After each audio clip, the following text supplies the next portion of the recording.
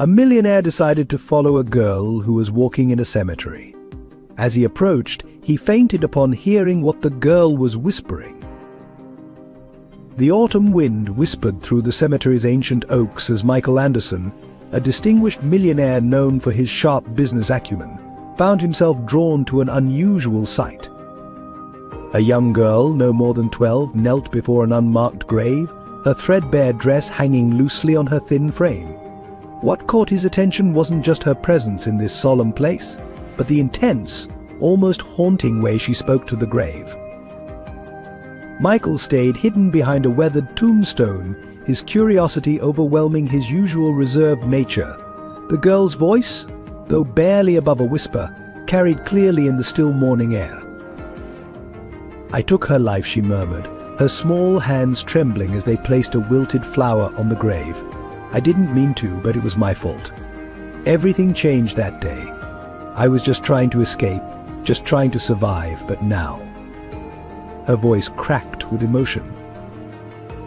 Michael felt his heart race as he listened. The girl continued, unaware of her audience. "They all think I'm guilty, and maybe they're right. The lady fell because of me. I ran away instead of helping. Mr. Hughes says I deserve to be punished, that I'm evil." She paused, wiping tears from her dirt-streaked face. "But you would understand, wouldn't you? You always said there were two sides to every story." Something about her words, the raw pain in her voice, struck Michael deeply. This wasn't the confession of a hardened criminal, it was the desperate plea of a child drowning in guilt and fear. But before he could process his thoughts, she spoke again. "I see her face every night in my dreams. The way she looked at me before she fell, I can't forget it.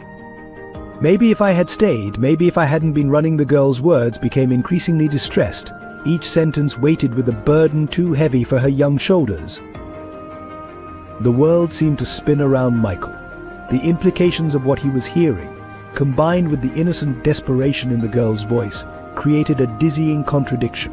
His vision blurred, his knees weakened, and before he could steady himself, he collapsed to the ground with a heavy thud.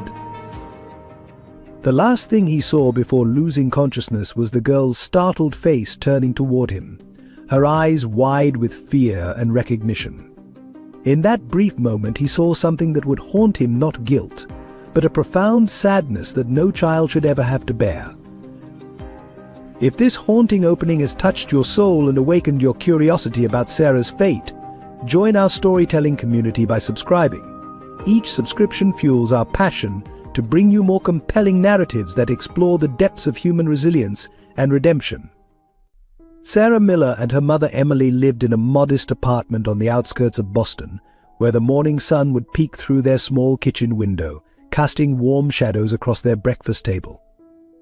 Despite their financial struggles, their home was filled with love, laughter, and the sweet aroma of Emily's freshly brewed coffee.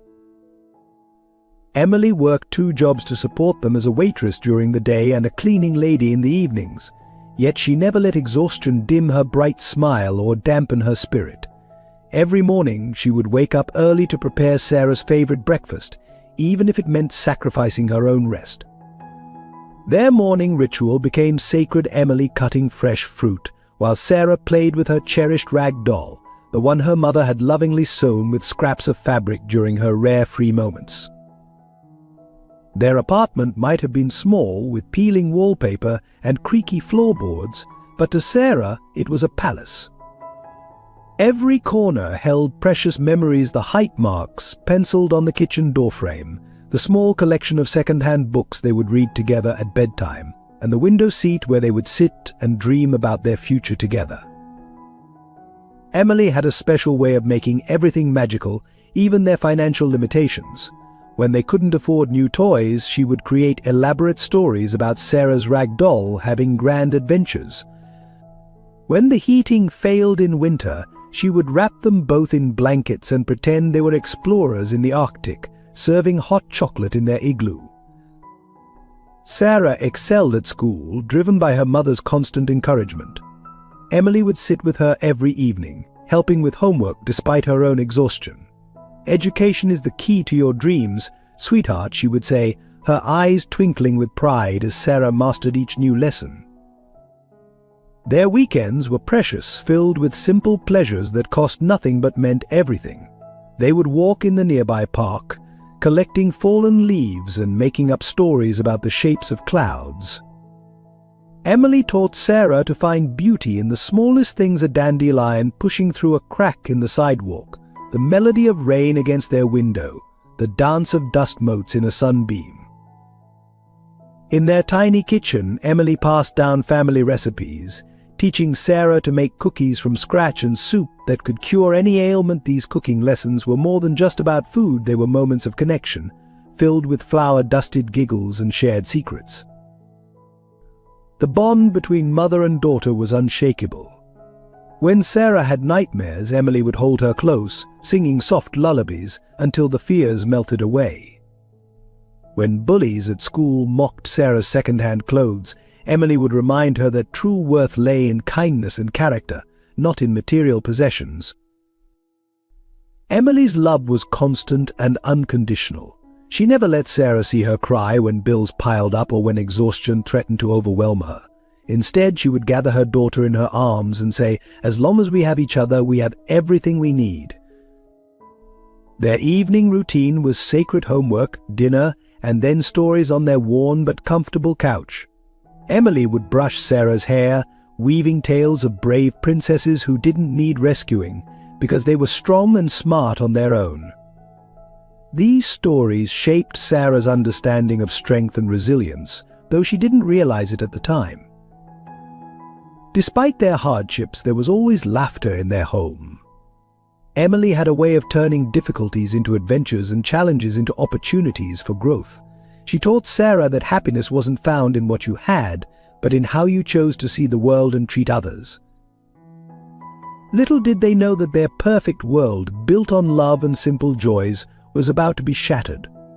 But these memories of their life together would become Sarah's anchor in the storm that was to come, a reminder of the love and strength her mother had instilled in her.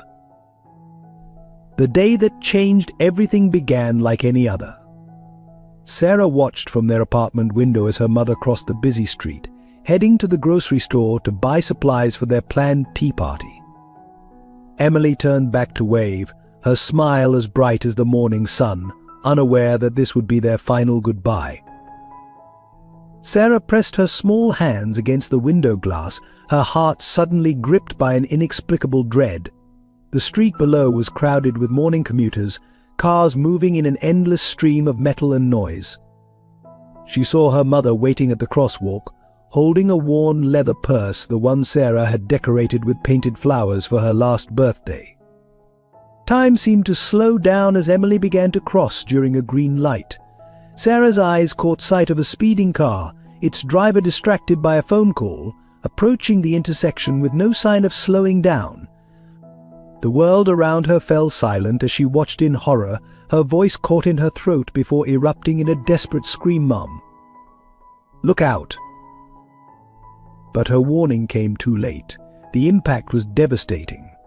Sarah witnessed her mother's body thrown several feet into the air, her grocery list scattering like autumn leaves in the wind. The sound of screeching brakes and horrified gasps from bystanders pierced the morning air. Sarah's legs moved before her mind could process what was happening, carrying her down the stairs and onto the street. Racing toward her mother's motionless form, Sarah's world compressed into a tunnel of panic and denial. The concrete was stained crimson, and scattered groceries lay broken around Emily's body. "Mum," she whimpered, dropping to her knees beside her mother. "Mum, please wake up. You promised we'd have our tea party. You promised you'd come back quickly." Emily's eyes were half closed, her breathing shallow and labored. Sarah grabbed her mother's hand, the same hand that had brushed away her tears and tucked her into bed countless times, now growing colder with each passing moment. "Please don't leave me," Sarah begged, her voice breaking. "I don't know how to live without you. I can't do this alone." A crowd gathered, some calling for help, others standing in shocked silence. To Sarah, they were merely shadows in the periphery of her vision. All she could focus on was her mother's face, willing those familiar eyes to open, those loving lips to smile and tell her everything would be okay. The wail of approaching sirens grew louder, but to Sarah they seemed to come from another world entirely. She clung to her mother's hand, whispering desperate prayers to any deity who would listen. "Please, God, don't take my mummy. She's all I have. I'll do anything, just please let her stay with me." Paramedics arrived, their urgent voices and swift movements creating a chaos of activity around them. They tried to pull Sarah away, but she fought against their gentle hands, refusing to let go of her mother. "No, I need to stay with her. She needs me," she screamed, her voice raw with emotion. Finally, a kind-faced paramedic knelt beside her. "Sweetheart, we need to help your mom. You need to let us do our job." His words, though gentle, carried a weight that broke through Sarah's panic. She allowed herself to be moved aside, watching helplessly as they worked to save her mother. But despite their best efforts, Emily Miller slipped away in the ambulance, leaving behind a daughter whose world had just shattered into irreparable pieces. The last words Sarah heard her mother whisper were barely audible. "I love you, my brave girl." In the days that followed, Sarah would replay that morning countless times in her mind, her mother's final wave, the sound of the impact, the scattered groceries on the blood-stained pavement. Each memory was a knife twisting in her heart, a reminder of how quickly happiness could be stolen away. The driver of the car was never found, leaving Sarah with not even the cold comfort of justice. Instead, she was left alone with her grief, facing a world that suddenly seemed impossibly large and frighteningly empty without her mother's loving presence to guide her. The day after the funeral, Sarah returned to find their apartment door locked, a harsh-faced landlady standing guard with crossed arms. "Your mother owed 3 months' rent," she stated coldly. "I need the unit cleared. Everything's been removed. Find somewhere else to go." Sarah stood there, her world crumbling further. The few possessions they had, her mother's recipes, her treasured rag doll, the height marks on the doorframe, all gone. The landlady's words echoed in her head, "Find somewhere else to go." But where could a 12-year-old girl with empty pockets and a broken heart go? The streets of Boston proved merciless.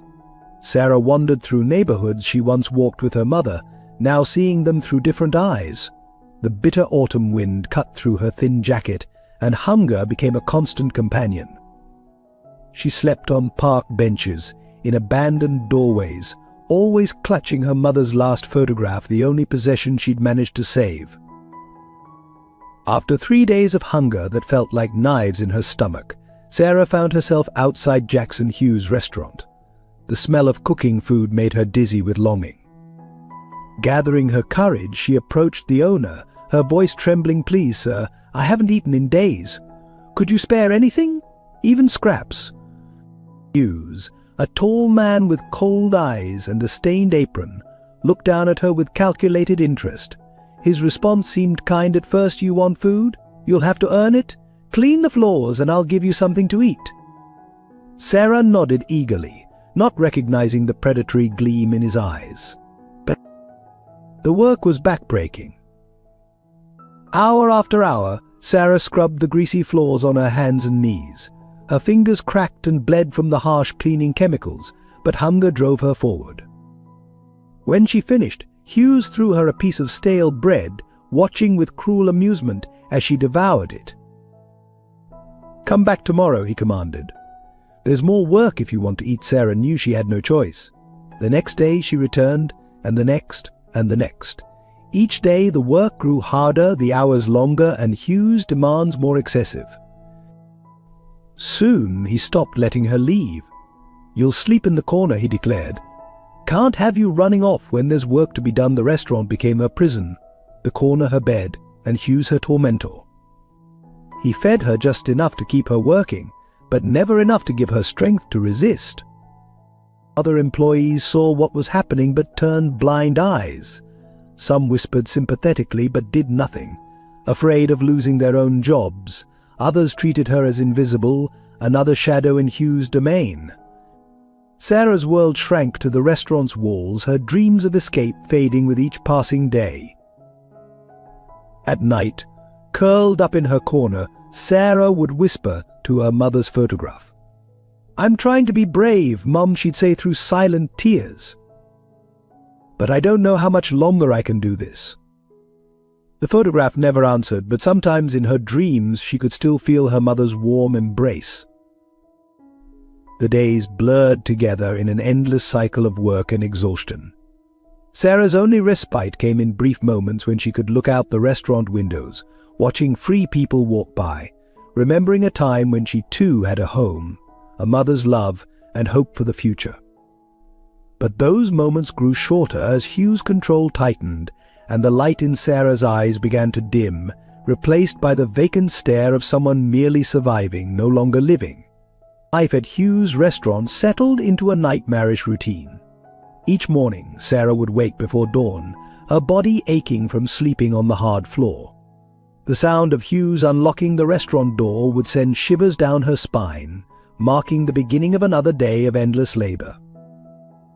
Hughes took particular pleasure in creating impossible tasks. Clean every tile with a toothbrush, he would command, watching as Sarah's small hands trembled with exhaustion. "And if I find a single spot, you'll do it all again." He'd inspect her work with exaggerated scrutiny, often deliberately spilling something just to make her start over. The kitchen became a chamber of torments. During the busy lunch rush, Hughes would force Sarah to carry stacks of heavy plates, far too many for her thin arms to manage. When she inevitably stumbled, he'd dock her already meager food allowance, claiming she was wasting resources. Other employees watched in uncomfortable silence as she gathered broken shards with bleeding fingers. But Sarah learned to become invisible, especially when Hughes had important customers. She'd hide in the shadows, scrubbing floors and washing dishes, trying to avoid his unpredictable moods. Some days he'd withhold food entirely, claiming she hadn't earned it. "Ungrateful children don't deserve to eat," he'd sneer, watching her stomach growl with cruel satisfaction. The worst moments came during health inspections. Hughes would lock Sarah in the basement, threatening severe consequences if she made a sound. The dark, damp space was filled with rats and the stench of rotting food, but she learned to suppress her terror, knowing the alternative would be worse. Other restaurant workers showed occasional kindness when Hughes wasn't looking.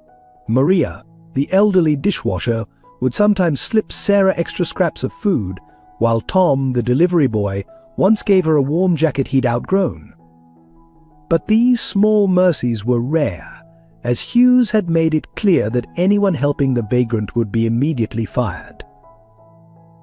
The physical toll was visible. Sarah's clothes hung loose on her increasingly fragile frame, her once bright eyes now sunken and dull. But the emotional abuse was even more devastating. Hughes would regularly remind her that she was worthless, that no one would believe her if she complained, that she should be grateful he didn't turn her over to the authorities. "You're nothing but street trash," he would say, his voice dripping with contempt. "I've given you a roof over your head, food in your belly. You owe me everything." Sarah began to believe him, her mother's loving words fading under the constant barrage of Hugh's psychological warfare. At night, when the restaurant was finally quiet, Sarah would curl up in her corner, wrapped in newspapers for warmth. She'd take out her mother's worn photograph, tracing her face with a trembling finger. "I'm sorry, Mum," she'd whisper. "I'm sorry I'm not stronger." The tears would come then, silent and bitter, until exhaustion finally granted her brief respite in sleep.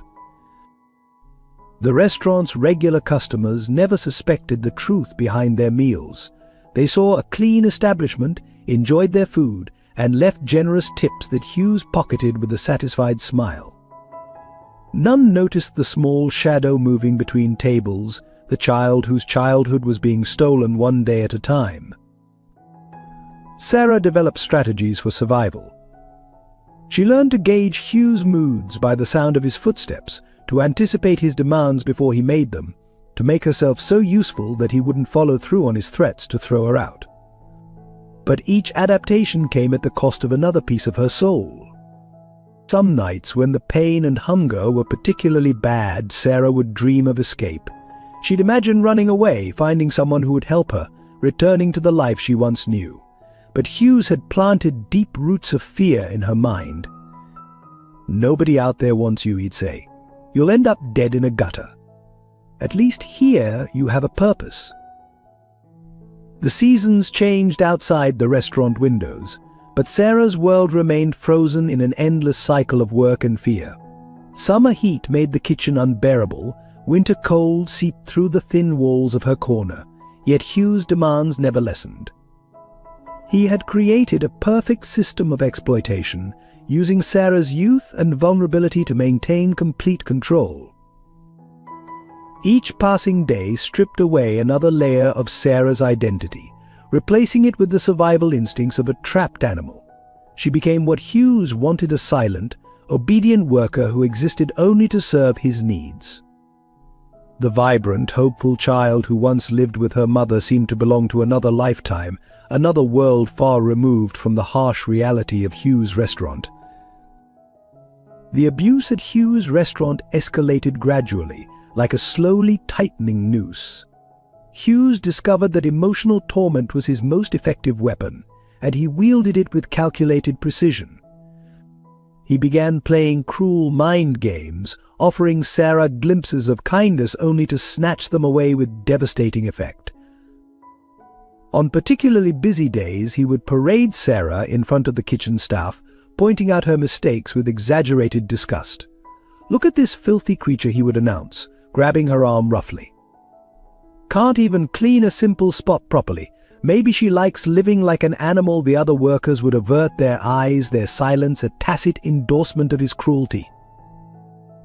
The physical demands grew increasingly brutal. Hughes would force Sarah to carry heavy boxes up and down the basement stairs until her legs trembled and gave way. When she collapsed from exhaustion, he would stand over her, taunting, "Get up, you worthless thing. Your mother would be ashamed to see you so weak." These words cut deeper than any physical pain, striking at the core of Sarah's most vulnerable memories. Food became a weapon of control. Hughes would prepare elaborate meals for his customers while Sarah watched, her stomach cramping with hunger. Sometimes he would place a plate of fresh food in front of her, only to snatch it away and replace it with moldy bread, laughing at her disappointment. "Beggars can't be choosers," he would say, watching her choke down the stale food. The basement became her special torture chamber. Hughes would send her down there for hours to clean, knowing she was terrified of the dark and the rats. The damp air made her cough, but he refused to let her take breaks. The vermin should feel right at home with their own kind, he would sneer, locking the door behind her. Sleep deprivation became another form of torment. Hughes would wake her in the middle of the night, claiming the floors needed immediate cleaning.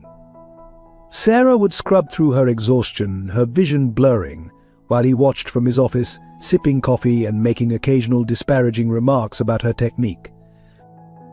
The psychological warfare was relentless.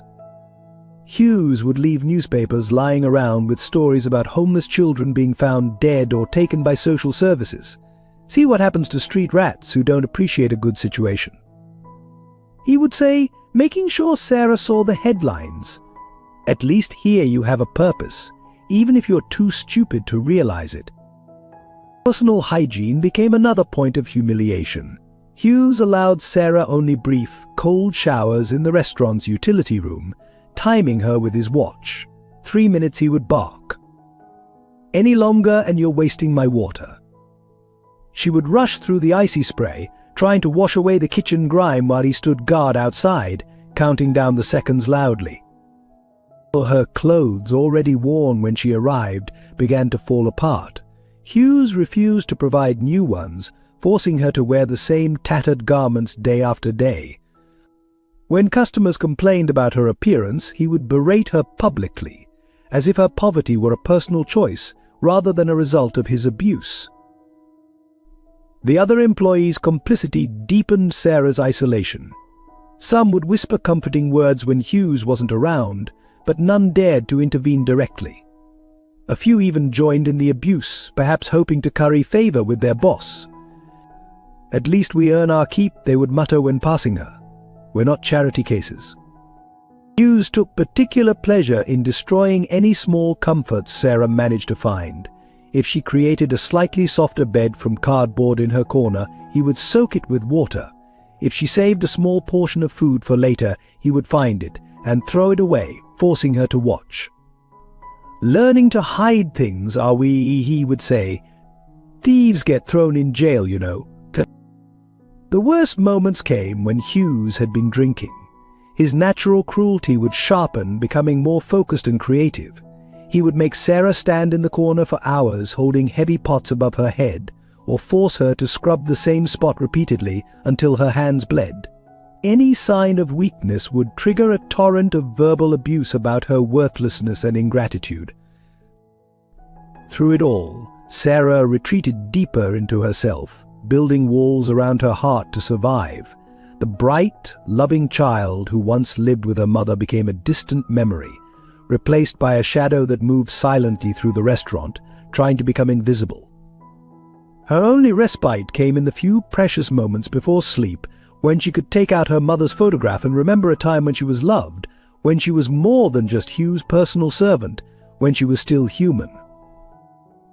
The day that changed everything began with Hughes in one of his darkest moods. A health inspector had scheduled a surprise visit, and his anxiety manifested as increased cruelty towards Sarah. He had already forced her to clean the entire restaurant twice, each time finding imaginary flaws that required her to start over. "You're going to ruin everything," he snarled, pacing the kitchen like a caged animal. "When the inspector comes, you'll hide in the basement. If you make a sound, if anyone discovers you're here," he left the threat unfinished. But Sarah understood. The basement, with its darkness and rats, awaited. But something in Sarah had reached its breaking point.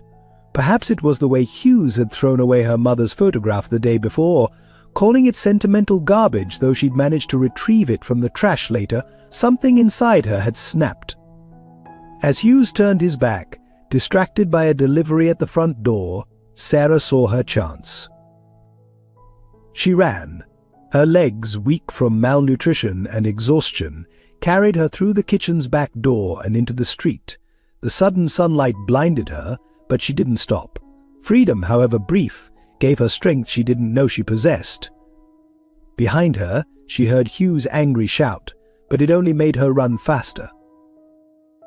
Sarah darted through alleys and side streets, her heart pounding so hard she thought it might burst. She had no destination in mind. Her only thought was to put as much distance as possible between herself and the restaurant. The world around her was a blur of colors and sounds, all foreign after months of confinement. Then it happened. As she rounded a corner at full speed, she collided with an elderly woman who was carefully crossing the street. The impact sent both of them sprawling. The woman, Mrs. Eleanor Bennett, Hugh's grandmother, fell heavily to the pavement. Her shopping bag spilled its contents across the sidewalk, groceries rolling in all directions. Time seemed to stop. Sarah watched in horror as Mrs. Bennett lay motionless on the ground. People began gathering, some rushing to help, others pointing at Sarah accusingly. She stood frozen, her mind racing between the instinct to help and the urge to flee. "Someone call an ambulance," a voice shouted. The crowd grew larger, and Sarah could hear sirens in the distance. Panic overwhelmed her. If she stayed, Hughes would find her. If she ran, she'd be leaving an injured woman behind. Her mother's voice echoed in her memory, "Always help those in need, sweetheart." But fear won out. With tears streaming down her face, Sarah turned and ran again, this time with the added weight of guilt pressing down on her shoulders. Behind her she could hear people shouting, calling her a heartless child, a criminal. Each word felt like a physical blow. She didn't stop running until she reached a small park several blocks away. Hidden behind some bushes, she finally allowed herself to break down. The reality of what had happened hit her full force. She had hurt someone, an innocent elderly woman who had simply been in the wrong place at the wrong time. From her hiding spot, Sarah watched as an ambulance sped past, sirens wailing. She hugged her knees to her chest, rocking back and forth as sobs racked her body.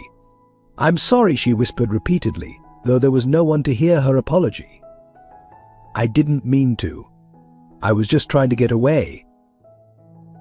As the day wore on, Sarah's guilt grew heavier. She couldn't shake the image of Mrs. Bennet lying on the pavement, couldn't forget the accusations in the onlookers' eyes.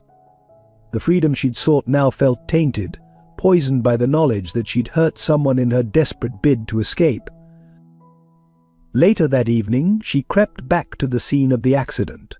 The street had returned to normal, no sign remaining of what had transpired except for a few scattered groceries that had been missed in the cleanup. Sarah picked up a bruised apple, turning it over in her trembling hands. The weight of her actions pressed down on her soul. She had fled from one nightmare only to create another. The thought that she might have seriously injured or even killed someone was unbearable. In that moment, Sarah felt more alone than ever before, trapped between the cruelty she'd escaped and the guilt of what she'd done. As darkness fell, Sarah found herself with nowhere to go and a new burden to carry. Her bid for freedom had come at a terrible price, one that would haunt her in the days to come. She didn't know then that this accident would set in motion a chain of events that would change her life forever, for better and worse. Michael Anderson's first real encounter with Sarah came 3 days after the accident. He had been haunted by the scene he'd witnessed in the cemetery, unable to shake the image of the small girl confessing to an unmarked grave. As CEO of Anderson Enterprises, he was accustomed to making quick, decisive judgments, but something about this situation defied his usual analytical approach. He found her again at the cemetery, this time in the early morning hours. She was curled up behind a large tombstone, shivering in the autumn chill, her clothes even more ragged than before. Dark circles shadowed her eyes, and her face bore the hollow look of someone who hadn't eaten in days. "You don't need to run," he said softly, keeping his distance to avoid frightening her. "I heard what you said the other day. I want to help." Sarah's eyes darted around, searching for an escape route, but exhaustion had drained her of the energy to flee. "Why would you want to help me?" she asked, her voice barely above a whisper. "Everyone says I'm a criminal. I hurt that lady. I ran away instead of helping." Her tears began streaming down her dirty cheeks, leaving clean tracks in their wake. Michael approached slowly, removing his coat and holding it out to her. "I've been watching you," he admitted. "I've seen you come here every day, talking to this grave. That's not what criminals do. That's what someone with a conscience does." Sarah accepted the coat hesitantly, wrapping it around her thin frame. The warmth seemed to unlock something in her, and words began pouring out about her mother's death, about Hugh's restaurant, about the accident. Michael listened without interruption, his heart growing heavier with each revelation. "Mr. Hughes said no one would believe me," she finished, her voice breaking. "He said I deserve everything that happens to me because I'm worthless." She hugged herself tightly, as if trying to hold together the pieces of her broken spirit. Michael knelt beside her, careful to maintain a respectful distance. "Sarah, look at me," he said gently. "What Hughes did to you was wrong. Forcing a child to work like that, denying you food, keeping you prisoner, those are crimes. The real criminal is him, not you." For the first time, Sarah looked directly into his eyes, searching for any sign of deception. Instead, she found only compassion and determination. But the accident, she began, was exactly that, an accident. Michael finished firmly. "You were running for your freedom, Sarah. Anyone in your situation would have done the same." He reached into his briefcase and pulled out a sandwich wrapped in wax paper. "When was the last time you ate?" he asked, offering it to her. Sarah's hands trembled as she accepted the food, taking small, careful bites as if afraid it might be snatched away. "I have a proposal for you," Michael said as she ate. "Let me help you. I have resources, influence. We can expose what Hughes did to you. We can make sure he never hurts another child again." Sarah froze mid-bite, fear clouding her eyes. "He'll find me," she whispered. "He always finds me." and then he'll—" "No," Michael interrupted firmly, "he won't. I promise you, Sarah. From this moment on, you're under my protection. Hughes won't be able to touch you." He stood up, extending his hand to her. "You don't have to decide right now, but know this: I believe you. I believe in you, and I'm not going anywhere until we make this right." Sarah stared at his offered hand, years of abuse warring with the desperate need to trust someone, anyone. Finally, slowly, she reached out and placed her small hand in his. The simple gesture brought tears to Michael's eyes. He understood the enormous leap of faith she was taking. "First," he said, helping her to her feet, "we're going to get you proper medical care and a hot meal. Then we'll talk about what comes next. But whatever happens, Sarah, remember this: you're not alone anymore." As they walked out of the cemetery together, Sarah clutching Michael's coat around her shoulders, something shifted in the universe. A broken child had found an unlikely protector, and a wealthy man had discovered a purpose greater than business success. Neither of them knew the battles that lay ahead, but in that moment a silent pact was formed. Michael would fight for Sarah with every resource at his disposal, and Sarah would learn gradually, painfully, to trust again. Michael Anderson sat in his office, surrounded by files and documents, his usual pristine desk now cluttered with evidence of his growing investigation into Hughes' restaurant. His personal investigator, James Carter, stood before him, delivering his preliminary findings. "It's worse than we thought," Mr. Anderson, Carter reported, spreading photographs across the desk. "We've identified at least 3 other children who worked there under similar conditions over the past 5 years. All disappeared without trace, either ran away or—" He left the sentence unfinished, its implications hanging heavily in the air. Michael picked up one of the photos, studying the restaurant's exterior. "What about health inspections? Labor regulations? There must be records." Carter shook his head grimly. "That's where it gets interesting. Hughes has connections in the local health department. Every inspection passes with flying colors, but there's no actual documentation of the inspections taking place. It's all paperwork, no substance." While they talked, Sarah was receiving medical care at a private clinic Michael had arranged. The doctor's initial report lay open on his desk: malnutrition, signs of physical abuse, psychological trauma. Reading it had made Michael's blood boil. "We need more," Michael insisted, running a hand through his graying hair. "Hughes is smart. He's been doing this for years without getting caught. We need concrete evidence that will stand up in court." Carter nodded, pulling out another file. "I've been tracking his financial records. There are irregularities, large cash deposits that don't match his reported revenue. But he's careful, keeps everything just below reporting thresholds." The investigation was taking its toll on Michael. Dark circles had formed under his eyes from sleepless nights spent reviewing documents and making connections. But every time he thought about giving up, he remembered Sarah's haunted eyes and found renewed determination. "What about his grandmother?" Michael asked. "The woman Sarah accidentally knocked down. How does she fit into all this?" Carter's expression turned grave. "Mrs. Eleanor Bennett. She was Hughes' only living relative, wealthy in her own right. The hospital records show she died from her injuries," but he paused, shuffling through his papers. The attending physician noted some inconsistencies, symptoms that didn't quite match the trauma from a fall. Michael leaned forward, his interest piqued. "What kind of inconsistencies?" "Traces of an unknown substance in her blood work. The lab couldn't identify it initially, but I had our specialists take a look. They think it might be a rare, hard-to-detect poison, the kind that would take effect slowly, making any subsequent trauma more likely to be fatal." The implications were staggering. Michael stood, pacing his office. "You're suggesting Hughes was poisoning his own grandmother? And Sarah's accident just provided convenient cover?"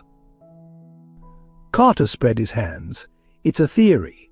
We need more evidence, but the timing is suspicious. Mrs. Bennett had recently changed her will, leaving everything to a children's charity instead of Hughes. He would have known about it. He was her lawyer's clerk." The pieces were starting to fall into place, forming a picture more sinister than Michael had initially imagined. Not just child exploitation, but premeditated murder disguised as an accident, with Sarah as an unwitting pawn. "We need to move carefully," Michael cautioned. "Hughes has friends in the police department, the health department, if he suspects we're investigating." "He's already suspicious," Carter interrupted. "My sources say he's been asking questions about you, about your sudden interest in his restaurant. He's worried, Mr. Anderson, and worried men make mistakes." Michael nodded slowly, a plan forming in his mind.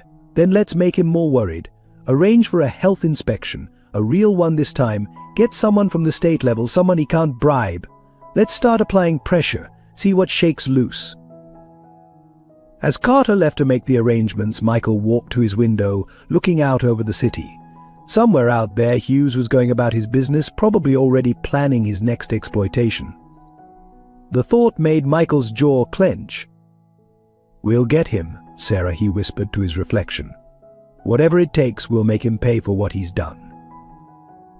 But even as he made this promise, Michael knew the investigation was like walking through a minefield. One wrong step, one piece of evidence mishandled, and everything could explode in their faces. And Sarah, still fragile and recovering, would be the one to suffer most from any failure. The weight of this responsibility settled heavily on his shoulders, but Michael Anderson was no stranger to pressure. He had built his fortune by taking calculated risks and seeing them through. This time, though, the stakes were higher than mere money. This time he was fighting for a child's soul. The accusations began as whispers, spreading through the neighborhood like a poisonous fog. Hughes had been busy, spinning his web of lies with careful precision. People who had seen Sarah at his restaurant now came forward with carefully coached stories about her violent tendencies and unstable behavior. Mrs. Peterson, the bakery owner across the street from Hughes' restaurant, was the first to publicly accuse Sarah. "I saw that girl," she declared to anyone who would listen. "Always skulking around, stealing bread when she thought no one was looking. And the way she ran from the scene after pushing poor Mrs. Bennett like a guilty criminal." The local newspaper picked up the story, painting Sarah as a dangerous street child who had graduated from petty theft to violence against the elderly.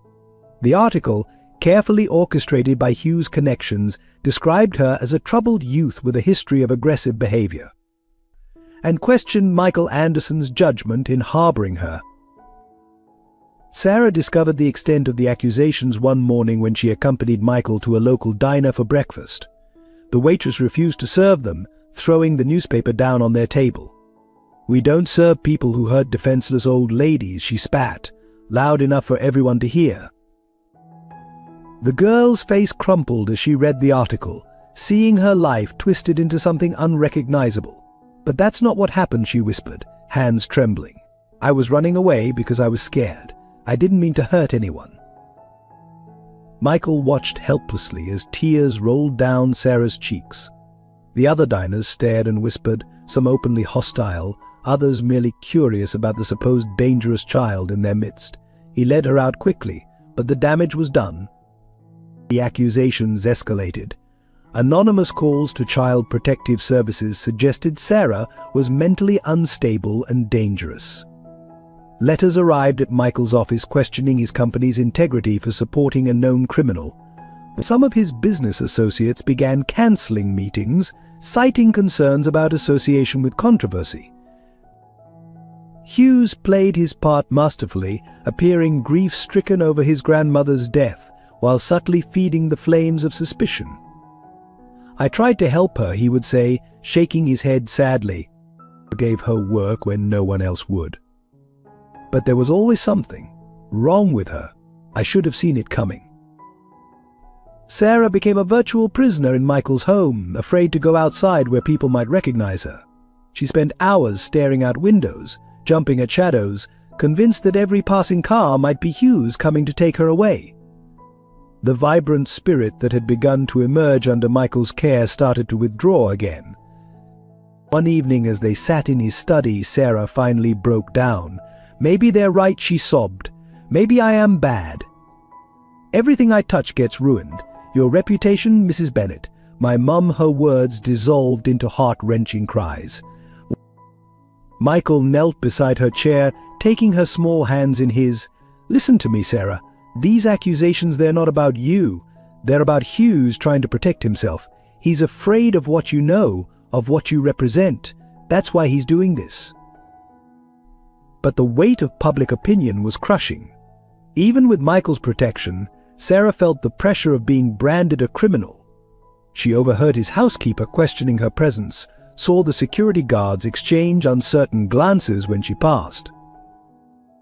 The final blow came when a group of parents organized a protest outside Michael's office building, demanding he stop protecting a dangerous individual and think of the community's safety news cameras captured Sarah watching from an upstairs window, her pale face making headlines once again. That night, Michael found Sarah packing her few belongings into a small bag. I have to leave, she said, her voice small but determined. I'm only making things worse for you. Hughes won't stop until he destroys everything, and it's all my fault. Michael took the bag from her hands, setting it aside. Running away won't solve anything, he said firmly. It's exactly what Hughes wants for you to disappear, to take his secrets with you. We fight this together, or not at all. Sarah looked up at him, seeing the unwavering conviction in his eyes. For a moment she wavered between fear and hope, between flight and fight. Then, slowly, she nodded, though her voice trembled as she spoke. But what if they're right? What if I am what they say I am?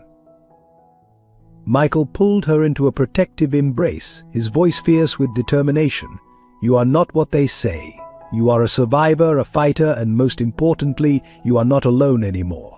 Let them talk. The truth will come out, and when it does, Hughes will be the one running. But even as he made this promise, Michael knew the battle was far from over. The accusations were just the beginning, and Hughes had more weapons in his arsenal. The question was, could Sarah's fragile spirit survive what was yet to come?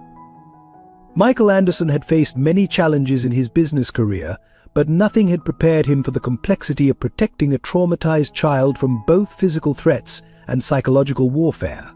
His mansion, once a showcase of wealth and success, transformed into a fortress of safety for Sarah. He hired additional security personnel, carefully vetted by his most trusted investigators. Cameras were installed at every entrance, and protocols were established for visitors. Even the gardens were monitored, with guards patrolling the perimeter day and night. Sarah's safety became his primary concern, superseding even his business responsibilities. The psychological protection proved more challenging. Michael brought in Dr. Rachel Stevens, a renowned child psychologist specializing in trauma. Their first sessions were held in Michael's study, the only place where Sarah felt safe enough to speak.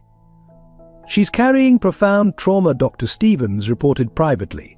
Not just from Hughes, but from losing her mother, being homeless, and now these accusations. She needs stability, patience, and unconditional support. Michael took this advice to heart. He established routines, knowing Sarah needed predictability after the chaos of her life. Breakfast became their special time together, where they would plan their day while sharing pancakes or waffles. He noticed she always saved a portion of her food, hiding it in napkins, a habit from her days of uncertain meals at Hughes' restaurant. Instead of commenting, he simply ensured snacks were always available in her room. Education became another focus. Sarah had missed months of schooling, but her intelligence shone through despite the gaps in her knowledge. Michael hired private tutors who came to the house, working at her pace. He would often find her late at night, surrounded by books, determined to catch up on everything she had missed. You don't have to push yourself so hard, he told her one evening, finding her asleep over her mathematics textbook. We have time. Sarah's response broke his heart. But what if you change your mind about me? I need to be worth keeping. It took hours of gentle conversation to convince her that his support wasn't conditional on her achievements. The legal battle required a different kind of protection. Michael assembled a team of the best lawyers in the state, led by Catherine Martinez, a fierce advocate for children's rights. They worked tirelessly to build a case against Hughes while protecting Sarah from the legal system's harsh realities. "We need her testimony," Catherine explained during a strategy session, "but we also need to shield her from direct confrontation with Hughes. The psychological impact could be devastating." They developed a plan to record Sarah's statement in a controlled environment with Dr. Stevens present for support. The media attention presented another challenge. Reporters camped outside the mansion, hoping to catch a glimpse of the dangerous street child being harbored by one of the city's most prominent citizens. Michael hired a public relations team not to spin the story, but to maintain silence. "The truth will come out in court," he insisted. "Until then, we protect Sarah's privacy at all costs." Some nights were harder than others. Sarah's nightmares would pierce the quiet of the mansion, her screams echoing through the halls. Michael would find her huddled in corners, reliving moments of terror from the restaurant. He learned to sit with her, not too close, speaking softly until she remembered where she was, who she was with. "I see him," she would whisper, eyes wide with fear. "He's coming to take me back. He says I belong to him." "You belong to yourself," Michael would respond firmly, "and you're safe here." I promise you that these episodes became less frequent over time, but each one reinforced his determination to see Hughes brought to justice. The financial cost of protecting Sarah was enormous: security, education, legal fees, therapy, but Michael never hesitated. When his financial advisors expressed concern about the mounting expenses, he simply redirected more resources from his personal accounts. "Some things are worth more than money," he told them. Michael also worked to protect Sarah's connection to her mother's memory. He helped her create a memory book, filling it with the few photos they could find and Sarah's written memories of their life together. When they discovered her mother's grave had been unmarked due to lack of funds, Michael arranged for a beautiful headstone to be placed there. The hardest part was watching Sarah struggle with trust. Even after months in his care, she would sometimes flinch when he moved too quickly, or apologize profusely for minor accidents. Each instance was a reminder of the deep wounds Hughes had inflicted, wounds that would take years to heal. Yet there were moments of breakthrough that made every effort worthwhile. The first time Sarah laughed genuinely at breakfast. The day she fell asleep on the couch during a movie, completely at ease. The morning she asked if she could call him Uncle Michael. These small victories kept him going through the darkest times. Through it all, Michael learned that protection wasn't just about physical safety or legal defense. It was about creating a space where a broken child could begin to heal, where trust could slowly rebuild, and where hope could take root again. It was about being the adult who stood firm when others walked away, who believed when others doubted, who fought when others surrendered. Each day brought new challenges, but Michael remained unwavering in his commitment. He had made a promise to Sarah in that cemetery, and he intended to keep it, no matter the cost. The breakthrough in Sarah's case came from an unexpected source. Maria Gonzalez, the elderly dishwasher who had shown small kindnesses to Sarah during her imprisonment at the restaurant, finally found the courage to come forward. She arrived at Michael's office one rainy afternoon, clutching a worn leather bag and shaking with nervousness. "I should have spoken sooner," Maria said, her voice trembling. "But Mr. Hughes, he threatened my family. Said he would have my son deported if I ever told anyone what I saw." She opened her bag, pulling out a small notebook filled with dates, times, and detailed observations of Hughes' treatment of Sarah and his suspicious activities. Maria had documented everything: the hours Sarah worked, the food she was denied, the verbal and physical abuse. But more crucially, she had recorded conversations she'd overheard between Hughes and his grandmother in the weeks before the accident. "He was poisoning her slowly," Maria explained, "adding something to her tea every morning. I saw him do it, but I was too afraid to say anything." The notebook contained precise details about Hughes' behavior after his grandmother changed her will. Maria had recorded his rage, his threatening comments, and most importantly, his admission of guilt during a phone conversation she had overheard. "He didn't know I was there," she said. "He was talking to someone about making sure his grandmother had an accident before the new will could be filed." Michael's legal team moved quickly to verify Maria's evidence. They found credit card receipts matching dates in her notebook when Hughes had purchased unusual chemicals.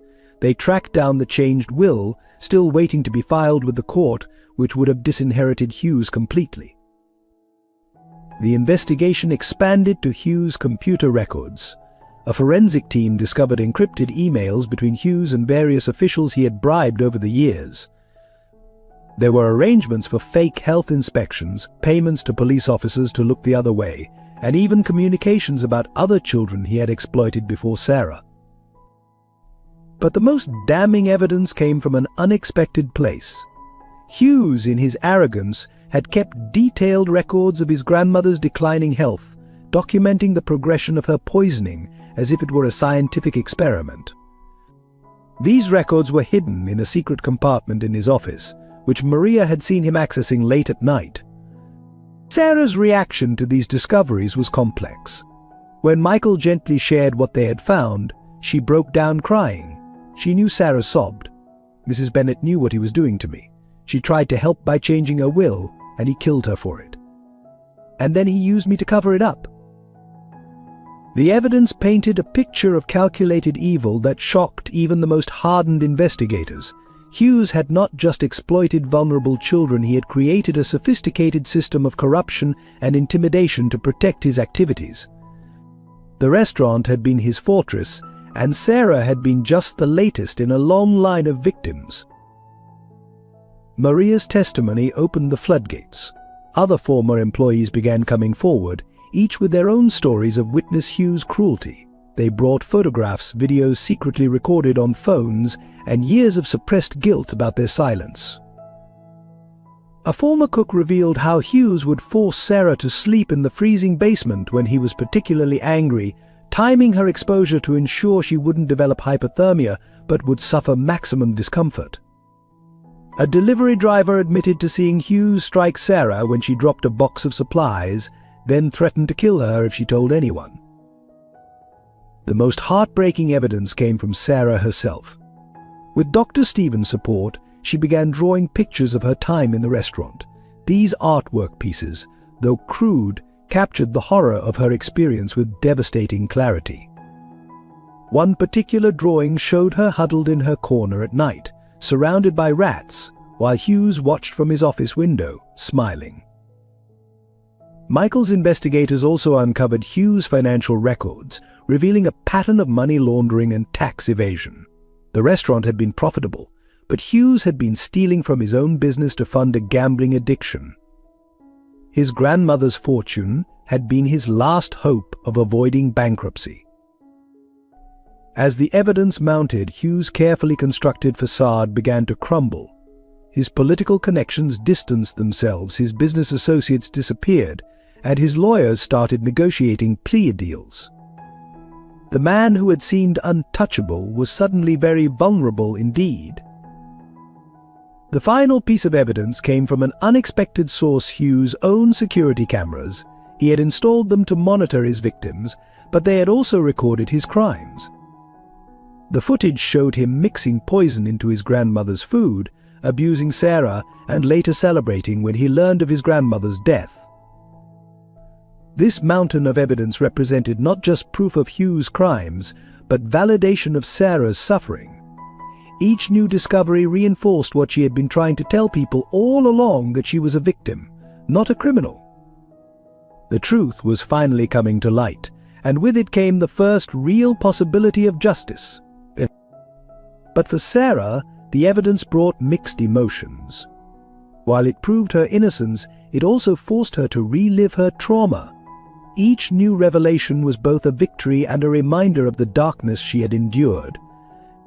Michael made sure she had constant support during this period, never leaving her to face these discoveries alone. The evidence would prove crucial in the legal battles to come, but its immediate impact was on Sarah's healing process.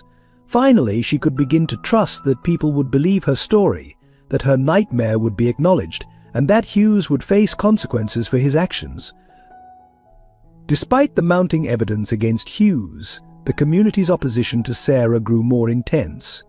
Hughes had spent years cultivating his image as a respected business owner, and many people refused to believe the truth about him, even when confronted with proof of his crimes.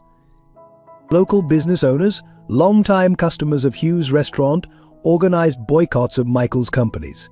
Signs appeared in shop windows: "Protect our community, stand against child criminals."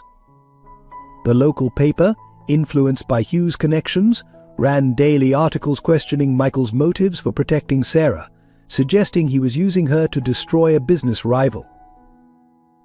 Parents began pulling their children from the private school Sarah had started attending remotely. "We can't risk our children being exposed to someone like that," they claimed in a petition demanding her complete isolation from the community. The school administration, feeling pressure from wealthy donors, suggested it might be better for everyone if Sarah continued her education at home. Church groups that had once praised Hughes for his charitable donations now held prayer vigils outside Michael's mansion, not to support Sarah, but to pray for the soul of the child who had brought such darkness to their community. Their hymns would drift through Sarah's window at night, making her feel like a prisoner in her sanctuary. The opposition took a darker turn when anonymous threats began arriving at Michael's office. Letters described in graphic detail what should happen to child murderers and those who protected them.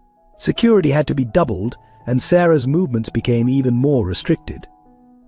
The psychological impact was severe. She began having panic attacks whenever she heard crowds outside the gates. Local politicians, sensing the public mood, made statements distancing themselves from Michael's crusade. Some even suggested launching investigations into his business practices, thinly veiled attempts at intimidation. Hughes' influence ran deep, and he was calling in every favor he had accumulated over the years. Social media became a battlefield. Photos of Sarah were circulated with false stories attached, claiming she had a history of violence in other cities.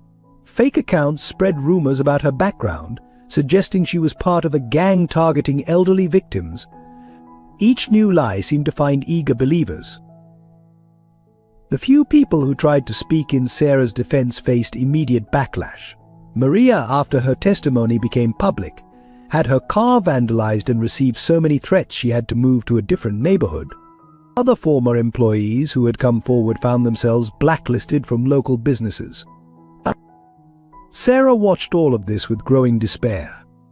"Why do they hate me so much?" she asked Michael one evening, after watching another news report about the community's opposition. "They don't even know me."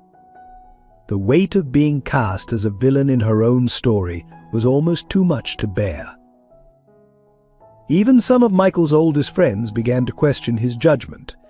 At social events, he found himself increasingly isolated, watching as people who had known him for decades chose to believe Hughes' lies rather than face an uncomfortable truth. The whispers followed him everywhere. Poor Michael, letting himself be manipulated by a criminal child. The opposition reached its peak when a group of local business leaders organized a town hall meeting to discuss the Sarah situation. Hughes attended, playing the role of the grieving grandson perfectly, while speaker after speaker denounced Sarah and Michael. The meeting ended with a resolution demanding that Sarah be removed from the community for public safety. Through it all, Michael remained steadfast. He hired experts to counter the false narratives, organized press conferences to present evidence of Hughes' crimes, and most importantly, continued to provide Sarah with a safe haven from the storm of opposition. "They're afraid," he explained to her. "People fear what threatens their comfortable beliefs. But we won't let their fear stop us from seeking justice." Dr. Stevens helped Sarah understand that the community's reaction was more about their own fears and prejudices than about her. "They've invested years in believing Hughes is a good person," she explained.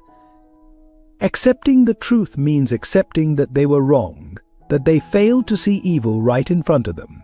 Some people would rather believe a lie than face that reality." The opposition served to strengthen Michael's resolve. Each new attack, each false accusation, only made him more determined to expose Hughes' crimes and protect Sarah. He knew that eventually the truth would have to prevail, but watching Sarah suffer through the community's rejection tested his faith in humanity. Late at night, when the protesters had gone home and the mansion was quiet, Michael would often find Sarah in the library, reading books about justice and truth. "They'll see eventually, won't they?" she would ask, her voice small but hopeful. "When all the evidence comes out, they'll have to believe the truth." Michael couldn't promise her that everyone would accept the truth, but he could promise that he would never stop fighting for her. The community's opposition was just another obstacle to overcome, another battle in their war for justice. And as long as Sarah kept fighting, kept believing in the possibility of truth prevailing, he would stand beside her, no matter how loud the opposition became. The fire at Hugh's restaurant began on a cold autumn evening, when the streets were quiet and the sky hung heavy with unshed rain. Sarah had sneaked out of Michael's mansion, driven by an inexplicable need to face her demons. She found herself standing in the alley behind the restaurant, staring at the back door that had once been her only connection to the outside world. The familiar smell of grease and cleaning chemicals drifted through the air, triggering memories she'd tried so hard to suppress. Through the kitchen window she could see Hughes moving about, his shadow long and menacing against the fluorescent lights. He was alone, which was unusual for this time of day. Something about his movements seemed frantic, purposeful. Sarah watched as Hughes began pouring liquid from large containers onto the floor, the sharp smell of gasoline reaching her even through the closed windows. Her heart began to race as she realized what he was doing. He was destroying evidence, preparing to burn away his crimes. Without thinking, Sarah slipped through the back door, using the key she'd once hidden for emergencies.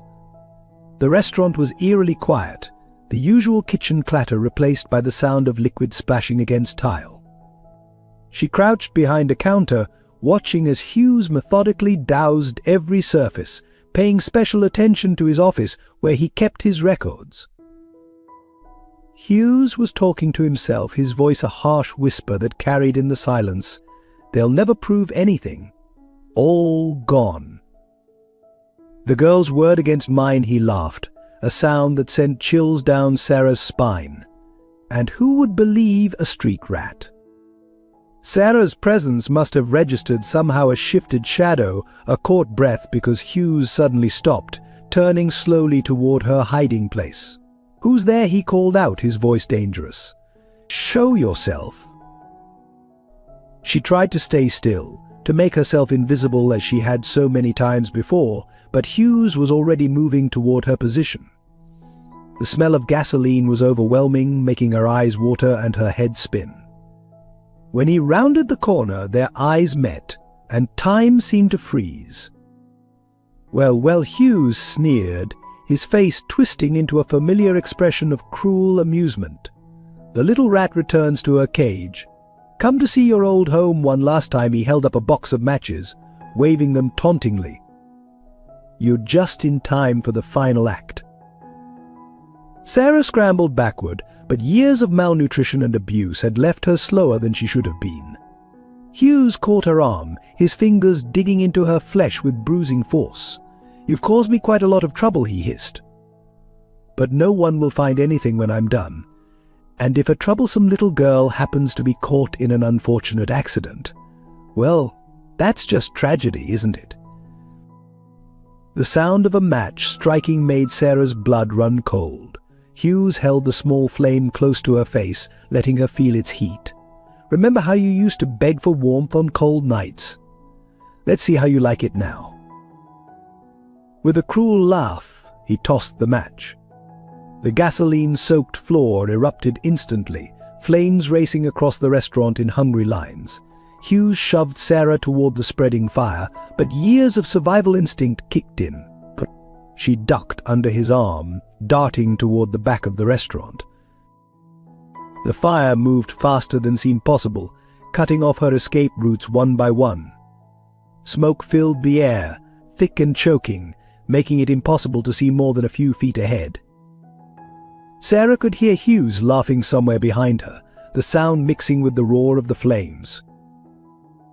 The heat was incredible, unlike anything she'd experienced before. Her lungs burned with every breath, and her eyes streamed with tears. Through the smoke, she caught glimpses of the corner, where she used to sleep, now consumed by flames. The kitchen, where she'd spent countless hours scrubbing floors, was disappearing behind a wall of fire. Sarah's world narrowed to the basic instinct of survival. She crawled along the floor, remembering advice from a long-ago fire safety lesson at school. The smoke was thinner near the ground, but the heat from the floor was blistering. Every movement was agony, every breath a struggle.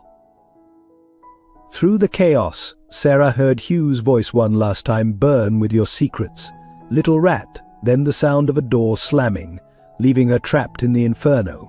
The flames were everywhere now, dancing across the ceiling, consuming everything in their path.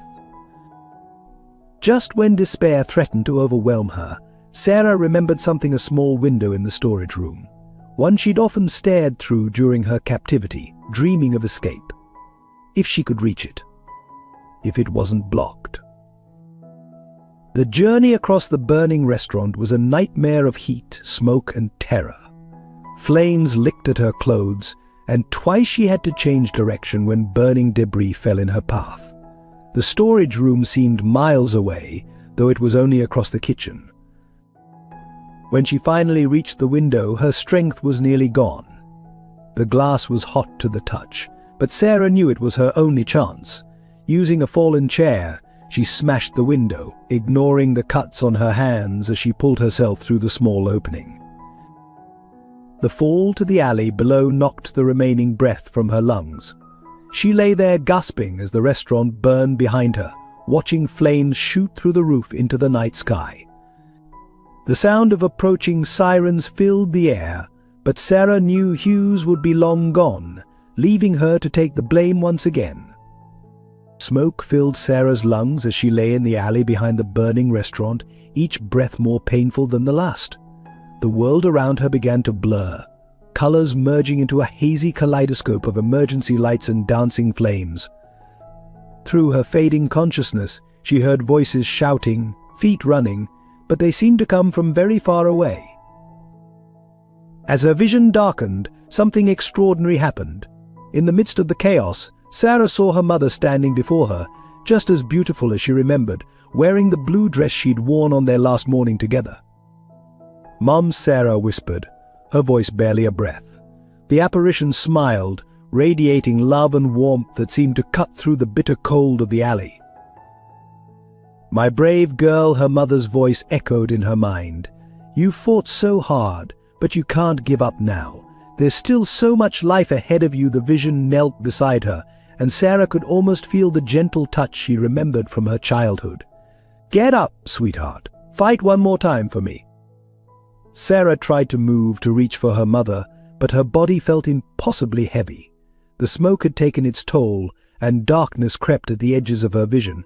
She could hear sirens getting closer, but they seemed less important than the image of her mother before her. "I'm so tired, Mom," she managed to whisper. "Maybe I could just come with you instead." The words came out as a plea, a child's desperate wish to escape the pain and fear that had dominated her life for so long. Her mother's expression turned stern but loving. "No, Sarah, your time isn't now. Michael needs you. The truth needs you. Get up." The command was gentle but firm, filled with the same strength that had gotten them through so many hard times before. Using the last reserves of her strength, Sarah rolled onto her side, trying to push herself up. The movement sent waves of pain through her smoke-damaged lungs, and she collapsed again, coughing violently. The image of her mother began to fade, but her voice remained clear. "Help is coming, sweetheart. Just hold on a little longer." Through the haze of semi-consciousness, Sarah became aware of new voices, urgent and professional. Paramedics had found her, their trained hands checking her vital signs, placing an oxygen mask over her face. She tried to tell them about her mother, about Hughes and the fire, but no words would come. The journey to the hospital was a blur of motion and sound. Sarah drifted in and out of consciousness, each time seeing glimpses of her mother watching over her. The emergency room was a chaos of activity, doctors shouting orders, nurses rushing to respond, machines beeping urgent warnings about her failing vital signs. Severe smoke inhalation. Second-degree burns. Possible cardiac arrest. The medical terminology floated around her like debris in a storm, meaningless yet somehow threatening. Through it all, she held on to the memory of her mother's words, "Fight one more time." The doctors worked frantically to save her life. Her heart stopped twice on the operating table, and each time, in the moments between life and death, Sarah saw her mother waiting. But each time the same gentle command turned her back. "Not yet, sweetheart. Your story isn't finished." Michael arrived at the hospital in a state of panic, having been notified of Sarah's condition. He paced the waiting room, making calls, demanding the best specialists, praying to a God he hadn't spoken to in years. When the doctors finally let him see her, she was barely recognizable beneath the tubes and bandages. Hours turned into days as Sarah hovered between life and death. The doctors spoke in careful terms about brain damage from oxygen deprivation, about the possibility of permanent lung damage, about the long road to recovery if she survived.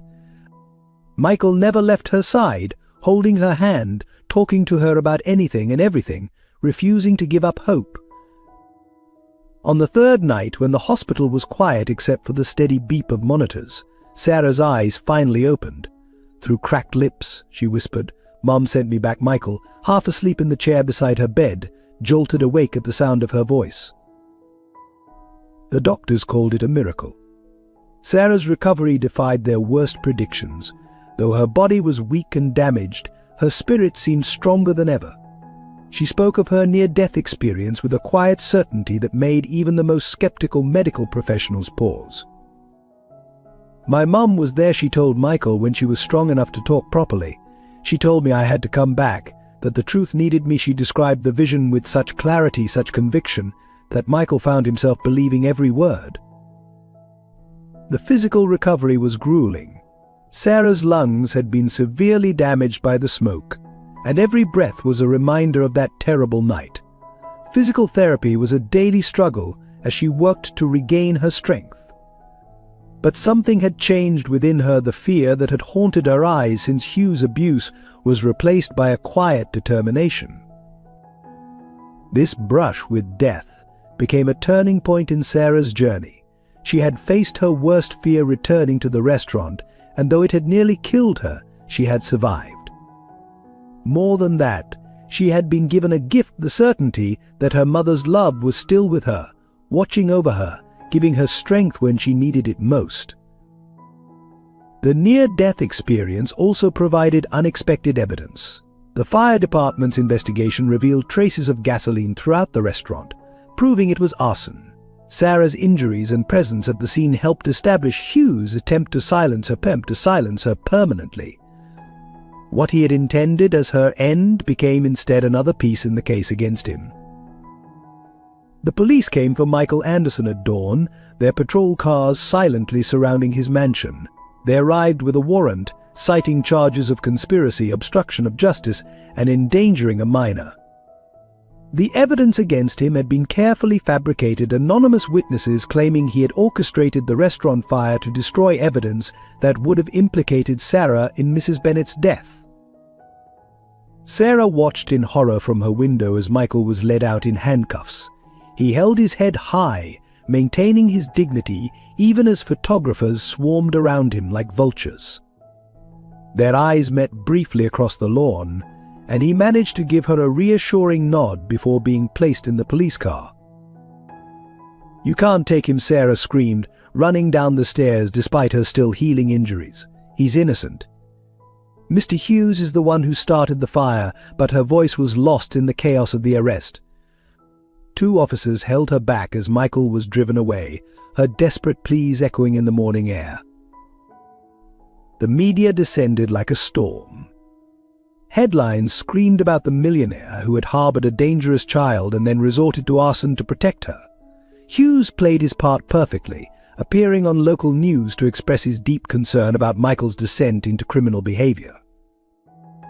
"I tried to warn him about that girl," Hughes told reporters. his face a mask of false concern. Some people are beyond saving, but Anderson wouldn't listen. Now look where his obsession has led him. The community, already primed to believe the worst, accepted this narrative without question. Sarah was taken to a children's shelter, her world crumbling for the second time. The other children avoided her, having seen her face on the news. The staff treated her with clinical detachment, clearly believing she was responsible for Michael's downfall. At night she would cry silently into her pillow, the weight of guilt threatening to crush her.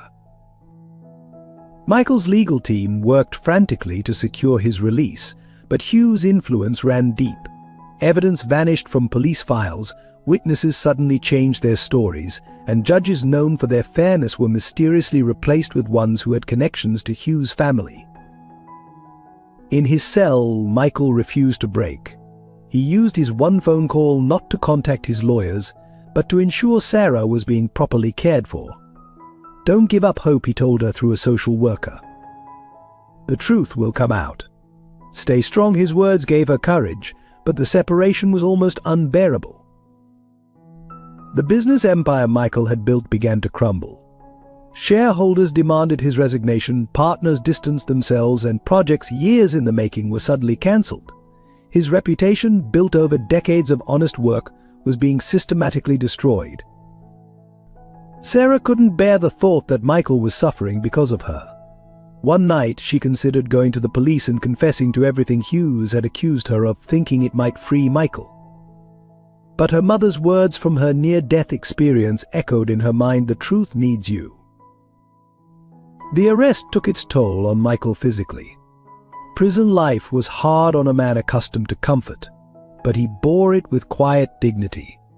Other inmates, hearing his story, offered protection, moved by his sacrifice for a child who wasn't his own. Visiting hours were the hardest.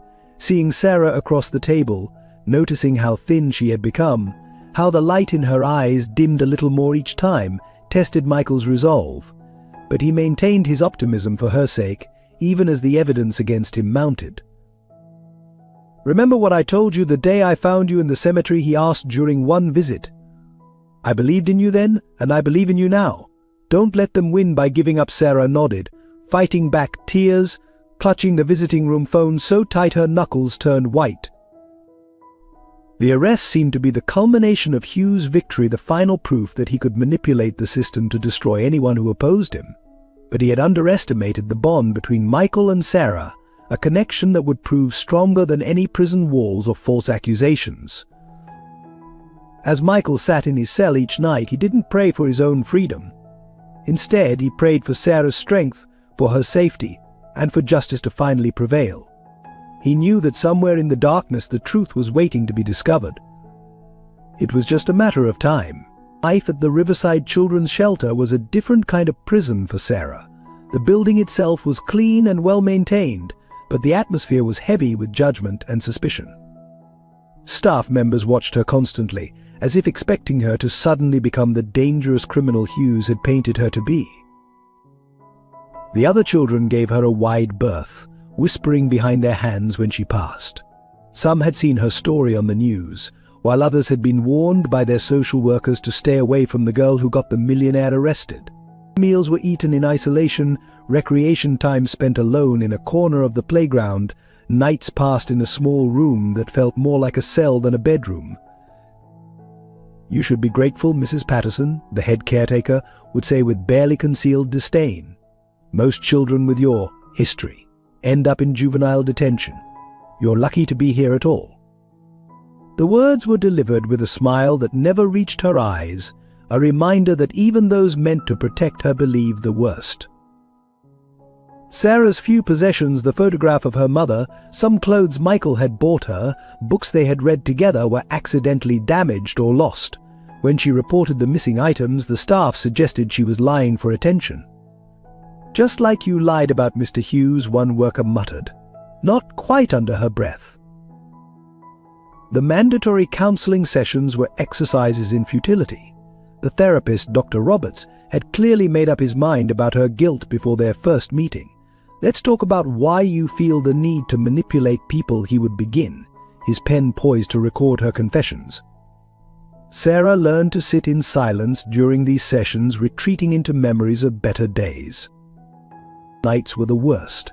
The shelter's strict rules meant lights out at 8:30 p.m., leaving Sarah alone with her thoughts in the darkness. She would lie awake, listening to distant traffic and wondering if Michael was also awake in his cell, thinking of her. The guilt of his imprisonment weighed heavily, making sleep elusive. The few times she did sleep, nightmares plagued her. She would dream of Hughes setting fires that consumed everything: the restaurant, Michael's mansion, the shelter, while everyone watched and applauded. She would wake gasping, only to find no comfort in consciousness. Mail was strictly monitored, but Sarah tried writing to Michael anyway. Most of her letters were lost before reaching the post office, but she kept writing, pouring her heart onto pages that would never be read. "I'm trying to be strong," she wrote, "like you taught me. Like Mom would want me to be. But it's so hard when everyone believes the lies." Her education, which had flourished under Michael's care, came to a virtual standstill. The shelter school program was basic at best, and teachers seemed uninterested in helping the criminal child learn. Sarah took to borrowing books from the shelter's small library, reading under her blanket with a flashlight she had managed to keep hidden. The other children's parents would visit regularly, bringing treats and hugs and love. Sarah would watch these reunions from her window, each one a reminder of what she had lost twice now. The few times Michael's lawyers visited to discuss the case, meetings were supervised, with every word recorded and analyzed. One day, Sarah found a small kitten hiding in the shelter's garden. For a brief moment, she felt a connection to another living being that didn't judge her. But when staff discovered her feeding it scraps from her meals, the kitten was quickly relocated, another small cruelty in a growing list. Some nights, when the loneliness became unbearable, Sarah would sneak up to the shelter's roof. There, under the stars, she would talk to her mother and to Michael, sharing her fears and hopes with the night sky. These moments of solitude became her sanctuary, the only time she felt she could truly be herself. The isolation took its toll. Sarah grew thinner, quieter, more withdrawn. The spark of fight that Michael had nurtured began to dim under the constant weight of suspicion and judgment. Yet somewhere deep inside, a small flame of hope remained alive, hope that somehow, someday, the truth would finally be heard. The community's judgment of Sarah reached new heights following Michael's arrest. Local newspapers ran daily features analyzing her criminal behavior, with experts speculating about psychological disorders and troubled childhoods. Former neighbors from her life before Hughes came forward with fabricated stories of early warning signs they claimed to have noticed. Church groups that had once offered prayers for Sarah's salvation now used her as a cautionary tale in their sermons. "See how evil can wear an innocent face," they warned their congregations. "The devil works through the most unexpected vessels." Parents used her story to frighten their children into obedience. "Be good, or you'll end up like that Miller girl." The shelter received a steady stream of letters demanding Sarah's removal from the community. Some suggested sending her to juvenile detention, others recommended psychiatric facilities, and a few contained threats that forced the shelter to increase security. Each piece of hate mail was carefully filed away, adding to the narrative of her supposed danger to society. Local businesses posted her photograph behind their counters with instructions to call the police if she was seen on their premises. When the shelter took children on supervised outings, shops would suddenly close, displaying technical difficulty signs until the group had passed. Sarah learned to recognize the sound of locks clicking shut as she walked by. Even medical care became a challenge. The hospital that had treated her after the fire now refused to schedule follow-up appointments, citing security concerns. The few doctors willing to see her did so with obvious reluctance, rushing through examinations while wearing their distrust openly. Social media amplified the isolation. Teenagers created cruel memes about the devil child, sharing edited photos that made her look sinister. Local news websites had to disable comments on stories about her case because of the violent suggestions being posted. The digital persecution was relentless and far-reaching. Former friends from school posted videos exposing Sarah's past behavior, inventing incidents that never happened but gained thousands of views. One particularly viral post claimed she had tortured neighborhood pets before her mother's death, leading to a formal investigation that found no evidence but added to her notoriety. The isolation extended to the shelter staff, who faced criticism for housing her. Several employees quit rather than be associated with her care, and those who remained treated their duties as a form of punishment. Volunteers cancelled their commitments, leaving the shelter understaffed and the other children deprived of activities. Professional services became increasingly difficult to access. Tutors refused to work with her, therapists claimed their practices were full, and even the shelter's regular maintenance workers would delay repairs to her room. The message was clear: she was untouchable, contaminated by accusations that grew more elaborate with each retelling. Sarah's only human contact came from mandatory interactions with shelter staff and occasional visits from Michael's lawyers. Even the other children in the shelter were forbidden by their social workers from speaking to her, creating an invisible barrier that followed her through every day. The isolation began to manifest physically. Sarah developed insomnia, lost weight, and started experiencing anxiety attacks. Her skin grew pale from spending so much time indoors, away from judgmental eyes. The shelter's doctor noted these changes but attributed them to guilt manifestation rather than the effects of social isolation. Local government officials, sensing the public mood, began discussing changes to shelter policies that would allow them to segregate high-risk individuals. Everyone knew these discussions were aimed at Sarah, though her name was never mentioned in the official documents. The proposed changes would have effectively placed her in solitary confinement. But the few people who tried to show kindness faced immediate backlash. A junior staff member who smuggled extra food to Sarah was fired for compromising shelter security. A local reporter who attempted to write a balanced article about her case received death threats and had to leave town. As weeks turned into months, the isolation became normal for Sarah. She learned to move silently through the shelter, to make herself invisible, to expect and accept rejection as her default state of existence. The vibrant, healing girl who had begun to emerge under Michael's care retreated behind walls built of society's judgment. Yet in this complete isolation, Sarah found an unexpected strength. Like a plant growing through concrete, she developed a resilience born of necessity. Each day of survival became a quiet rebellion against those who wished to see her break. She held on to Michael's words, "The truth needs no audience to remain true." Hughes appeared to be at the height of his power. With Michael in jail and Sarah isolated in the shelter, he moved through the community like a conquering hero. His restaurant, rebuilt after the fire with insurance money, became a gathering place for those who supported his version of events. He played the role of the victimized businessman perfectly, accepting sympathy with practiced humility. Local media celebrated his resilience in the face of adversity. He gave interviews describing how he had tried to help Sarah, painting himself as a charitable man whose kindness had been repaid with violence and destruction. Each appearance was carefully crafted to reinforce his image as the victim while subtly undermining any support remaining for Sarah or Michael. "I blame myself, really," he would say, his voice thick with false emotion. "I should have seen the signs when I first took her in.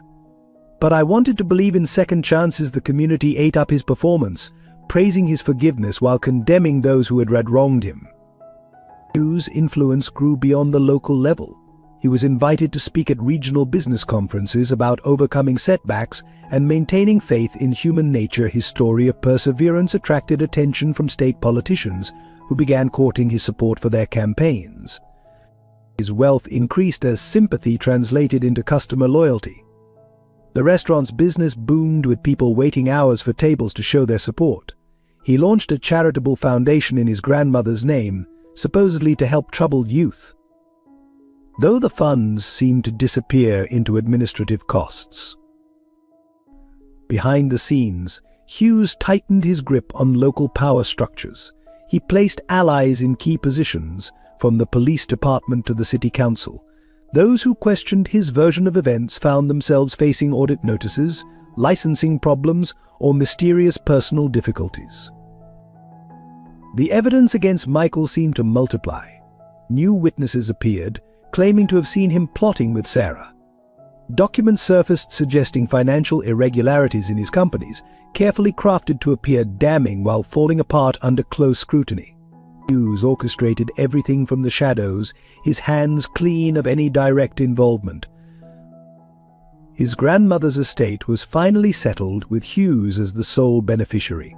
The changed will vanished from the lawyer's office during a convenient break-in, and the new version named Hughes as the natural heir to her fortune. He used the money to expand his influence, buying property and businesses throughout the city.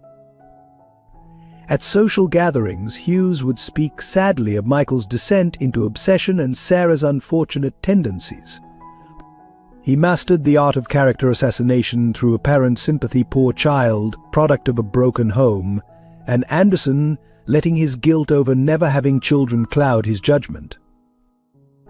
The shelter received regular donations from Hughes Foundation, each one accompanied by press coverage and subtle reminders of the danger they housed within their walls.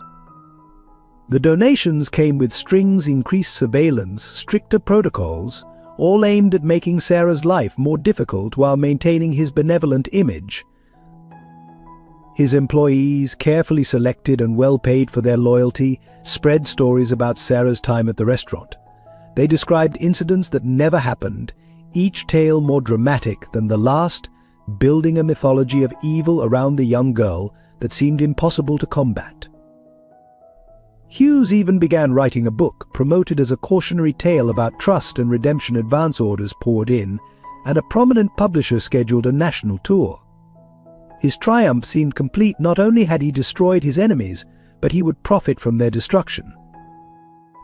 The community's support emboldened him. He became more open in his displays of power, less careful about maintaining his facade of humility. Those close to him saw glimpses of his true nature, the cruelty beneath the charitable exterior, but fear kept them silent. His weekly visits to the prison where Michael was held became public spectacles.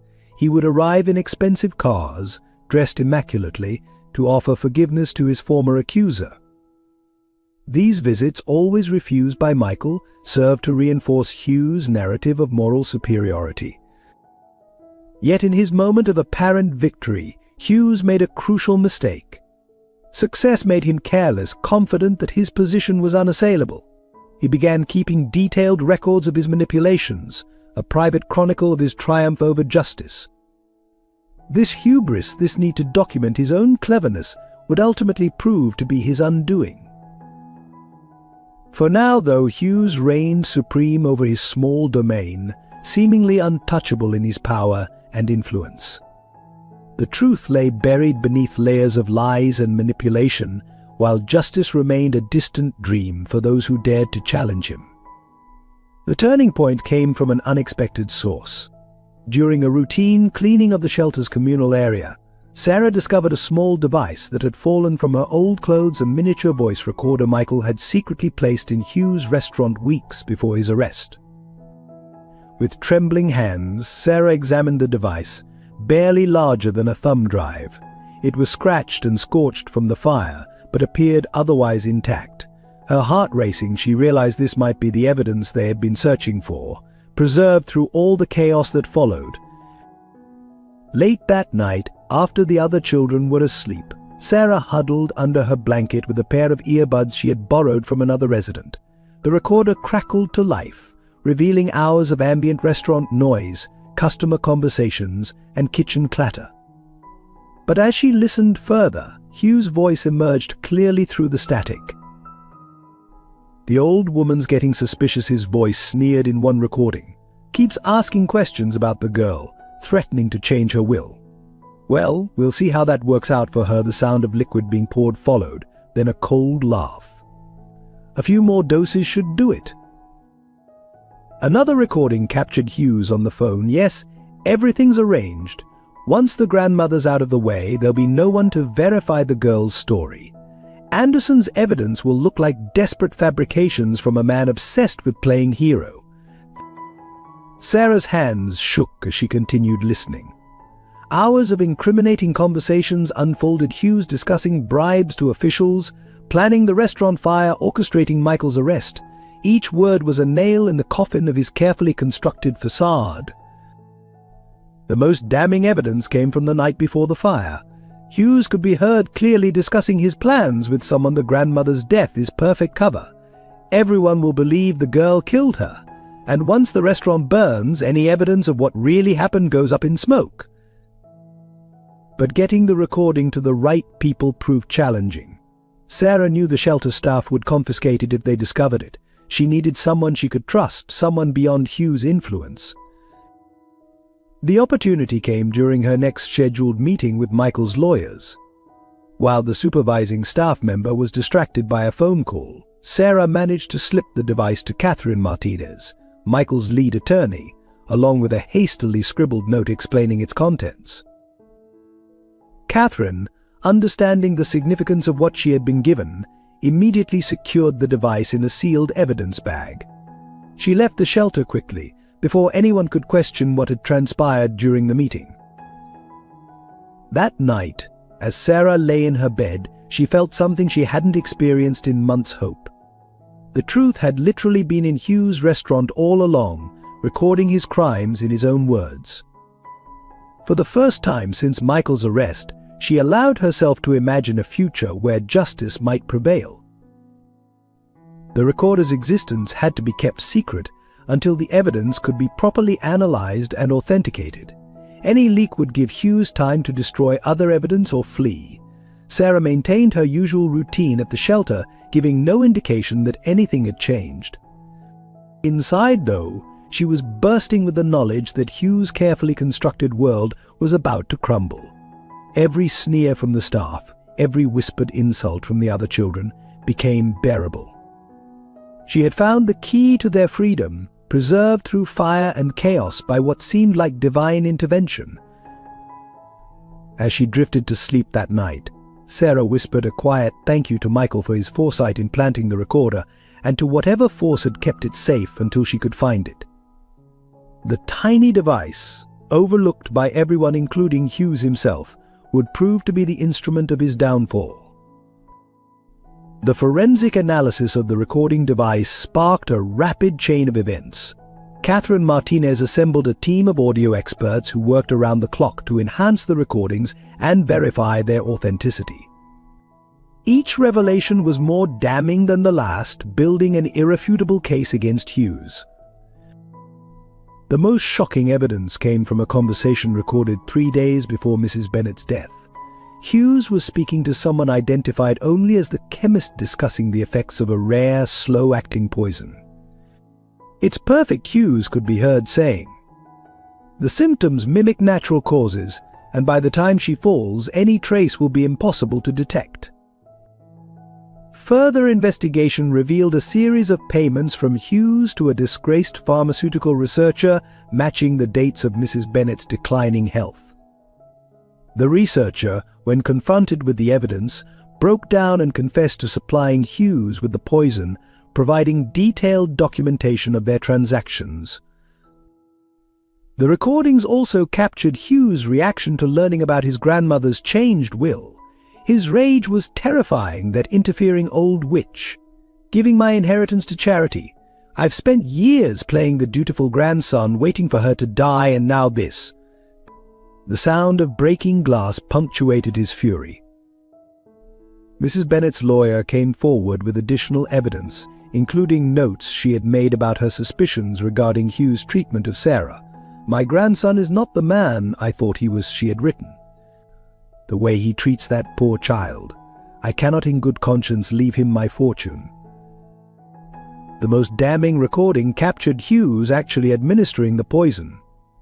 The soft clink of a spoon stirring tea, his grandmother's trusting voice thanking him, and his sickeningly sweet response, "Drink up, grandmother dear. It's a special blend, just for you." The calculated cruelty in his tone sent chills through everyone who heard it.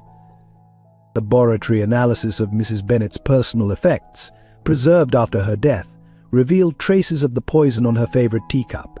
The compound matched exactly what the chemist had described, proving that her accidental death had been carefully orchestrated. Hughes had documented everything in his private journal, which was discovered hidden in his office safe. The entries revealed a systematic plan to eliminate his grandmother while using Sarah as a convenient scapegoat. "The street rat's presence is proving useful," he wrote. "No one will question when she's blamed for the old woman's death." The evidence mounted financial records showing Hughes was nearly bankrupt before his grandmother's death, emails coordinating with corrupt officials to cover his tracks, and detailed plans for framing both Sarah and Michael once his grandmother was gone. Police analysts discovered that Hughes had even recorded videos of himself practicing his grieving grandson act in preparation for his grandmother's death. The footage showed him rehearsing different expressions of sorrow, perfecting the tremor in his voice when speaking of her tragic accident. As the truth emerged, those who had enabled Hughes began turning against him. The corrupt officials, fearing for their own freedom, started offering evidence in exchange for leniency. Each new revelation painted a picture of a man who had orchestrated an elaborate murder while manipulating an entire community into blaming an innocent child. The final piece of evidence came from Mrs. Bennet herself. She had recorded a video testament just days before her death, expressing her fears about Hughes and her desire to protect Sarah. "If anything happens to me," she stated clearly, "investigate my grandson. He is not what he seems." This cache of evidence represented not just proof of Hughes' crimes, but vindication for both Sarah and Michael. Every recorded word, every documented action, systematically dismantled the web of lies Hughes had so carefully constructed. The truth about Mrs. Bennet's death was finally clear. Hughes had murdered her in cold blood, using a poison designed to make her weak and vulnerable. Sarah's accidental collision with her on the street had simply provided him with a convenient opportunity to complete his plan while shifting blame to an innocent child. The truth about Sarah's innocence burst into public consciousness like a tidal wave. Local news stations interrupted regular programming to break the story. Their headlines, stark and damning local businessman, exposed the real story behind the Bennett death.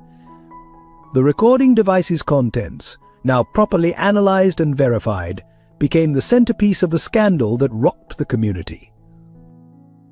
Catherine Martinez orchestrated a masterful press conference, playing select portions of Hughes' recorded confessions. The audience sat in stunned silence as they heard his cold-blooded planning of his grandmother's murder, his cruel treatment of Sarah, and his elaborate scheme to frame both her and Michael Anderson. Former employees of the restaurant, no longer afraid of Hughes' retaliation, came forward en masse. They described witnessing Sarah's abuse, Hughes' manipulation of evidence, and the systematic exploitation of other vulnerable children. Each testimony added another layer to the mounting evidence of Hughes' crimes. The community's reaction shifted dramatically. Those who had been Sarah's loudest accusers now faced their own guilt in perpetuating Hughes' lies. The same social media platforms that had once spread vicious rumors about her now exploded with messages of support and apology. Justice for Sarah began trending locally, then nationally. But local officials who had supported Hughes found themselves under intense scrutiny. The mayor called for a full investigation into every case Hughes had influenced, every permit he'd been granted, every inspection he'd suspiciously passed. The web of corruption began to unravel, revealing the full extent of his influence. Sarah watched it all unfold from the shelter, where staff members who had treated her with contempt now awkwardly offered apologies. The other children, finally understanding the truth, tried to include her in their activities. But the damage of months of isolation couldn't be undone overnight. Michael's release from prison was expedited as the evidence mounted. The sight of him walking free, broadcast on every local channel, brought tears to Sarah's eyes. His first stop was the shelter, where he arrived with court papers not just for Sarah's release, but for her adoption. The revelations continued to emerge. Hughes' careful documentation of his crimes, found in multiple locations, provided irrefutable evidence of his guilt. His private journals revealed a calculated sociopath who had manipulated an entire community while systematically destroying innocent lives. As the truth spread, the community began its own painful reckoning.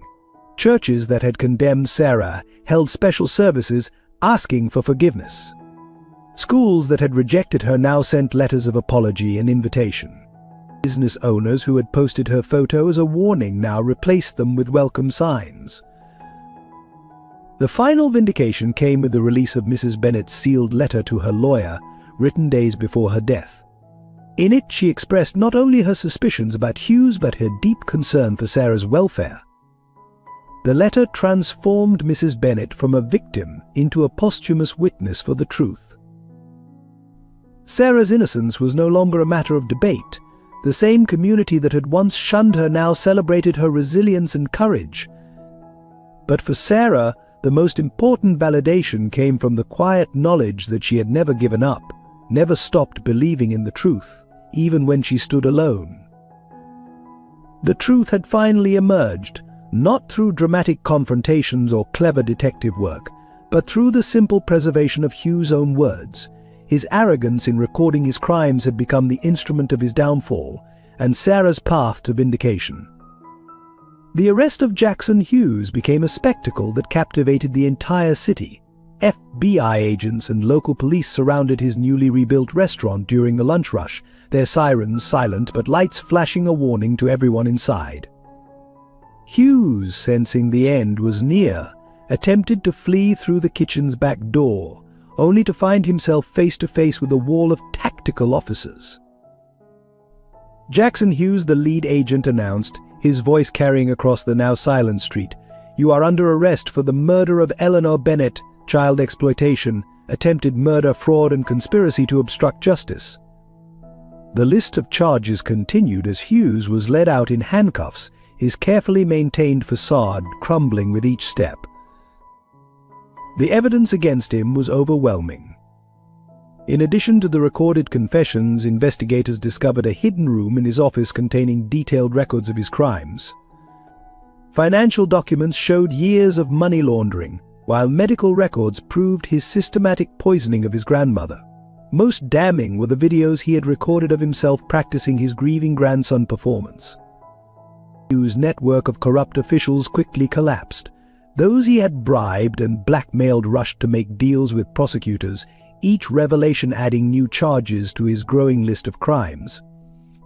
The investigation expanded to include other cities where Hughes had operated restaurants, uncovering a pattern of exploitation spanning decades. In the courthouse, Hughes finally faced those he had wronged. Sarah, standing between Michael and Catherine Martinez, watched as he was led past in his prison jumpsuit. Gone was the confident businessman who had terrorized her in his place, shuffled a defeated man, unable to meet the eyes of his victims. The trial lasted 3 weeks, though it could have been shorter. The prosecutors wanted every detail on record, every crime exposed to the light. Hughes' own meticulous documentation of his crimes became the strongest evidence against him. His private journals revealed a level of calculation that shocked even hardened court veterans. The jury took less than 2 hours to reach their verdict. As the forewoman read out guilty on all counts, a collective exhale seemed to pass through the courtroom. Hughes showed no emotion, but his hands trembled as he was led away to begin serving multiple life sentences without the possibility of parole. Justice had finally caught up with Jackson Hughes. The man who had built an empire on others' suffering would spend the rest of his life in a maximum security prison, his name becoming synonymous with betrayal and evil in the community he had once dominated. For Sarah, watching Hughes being led away to prison brought not joy but a quiet sense of closure. The nightmare that had begun in his restaurant was finally over. As she left the courthouse with Michael, reporters clamored for comments, but she only smiled softly. Justice had spoken louder than any words could. The adoption ceremony took place in Judge Martha Thompson's chambers on a bright spring morning. The room was intimate, filled only with those who had stood by Sarah through her darkest days: Catherine Martinez, Dr. Stevens, and a few loyal members of Michael's staff. Sarah wore a new blue dress, chosen because it reminded her of one her mother had worn. Michael had spent weeks ensuring everything was perfect. The paperwork was meticulously prepared, every requirement met and exceeded. He had even renovated a wing of his mansion specifically for Sarah, filling it with books, art supplies, and everything a young girl might need to feel at home. As Judge Thompson reviewed the final documents, Sarah held Michael's hand tightly. Her eyes kept moving to the framed photograph of her mother. She had brought with her a silent witness to this new chapter in her life. Michael had insisted on having it present, understanding that this day wasn't about replacing Sarah's past but building upon it.